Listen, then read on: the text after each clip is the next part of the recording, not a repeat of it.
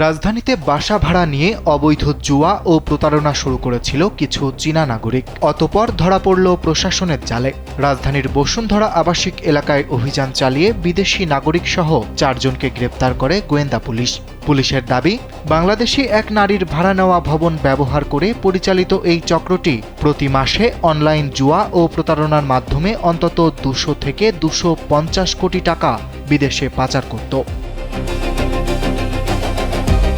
গ্রেপ্তার হওয়া 4 জন হলেন ঝর্ণা চাকমা জিয়ানা, লিউ হুই জাং, ওয়ে ইউজি এবং শে ইরান। রোববার ডিএমপি মিডিয়া সেন্টারে আয়োজিত সংবাদ সম্মেলনে এসব তথ্য জানান ঢাকা মহানগর পুলিশের অতিরিক্ত পুলিশ কমিশনার মোহাম্মদ শফিকুল ইসলাম।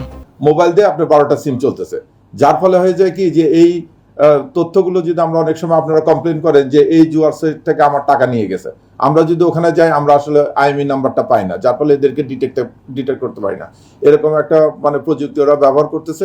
শনিবার রাতে গোপন সংবাদের ভিত্তিতে বসুন্ধরা আবাসিক এলাকার একটি ফ্ল্যাটে অভিযান চালায় ডিবির সাইবার ক্রাইম বিভাগ। তদন্তে জানা যায়, ভবনটি ঝর্ণা চাকমা ভাড়া নিয়ে বসবাস করতেন। 6 তলা ভবনের নিচতলায় তিনি নিজে থাকলেও বাকি 5টি তলা চীনা নাগরিকদের কাছে ভাড়া দিয়েছিলেন।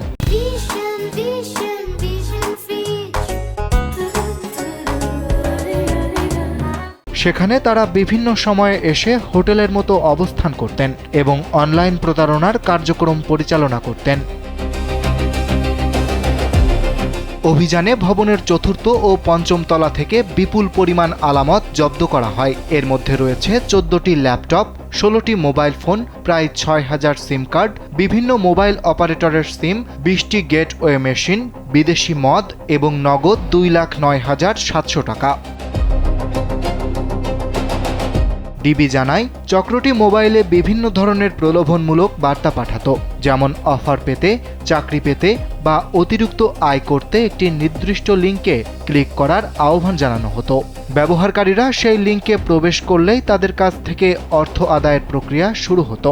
এ কাজে ব্যবহৃত হতো হাজার হাজার সিম ও গেটওয়ে ব্যবস্থা।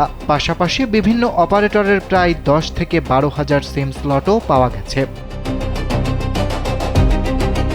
মোহাম্মদ শফিকুল ইসলাম বলেন, প্রযুক্তির মাধ্যমে চক্রটির ডিভাইসের IMEI নম্বর পরিবর্তন করাই তাদের শনাক্ত করা কঠিন ছিল। তবে এই অভিযান পরিচালনার মাধ্যমে আগামী 1 মাসে অন্তত 200 থেকে 250 কোটি টাকা বিদেশে পাচার হওয়া থেকে ঠেকানো সম্ভব হয়েছে। তিনি আরও জানান, অনেকগুলো চীনা কোম্পানির সমন্বয়ে এই নেটওয়ার্ক পরিচালিত হচ্ছিল। তাই অনলাইন প্ল্যাটফর্মের লোভনীয় অফারে সাড়া দেওয়ার আগে সবাইকে সতর্ক থাকার আহ্বান জানান তিনি। অরিত্র বাসু, কালবেলা।